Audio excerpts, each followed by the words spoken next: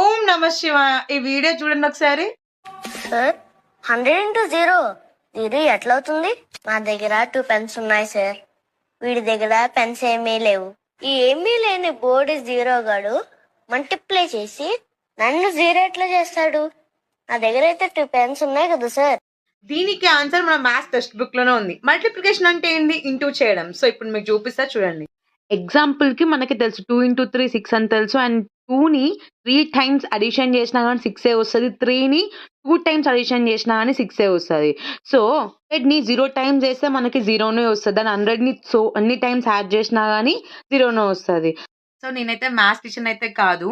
So ఈ video అనేది చాలా వైరల్ అయిపోతుంది కాబట్టి నేను చెప్తున్నాను అంతే. సో 100ని ఎన్ని టైమ్స్ 0 చేసినా అండ్ 0తో ఎంత యాడ్ చేసినా గాని 0నే వస్తది. So thank you for watching. Please do subscribe for more videos.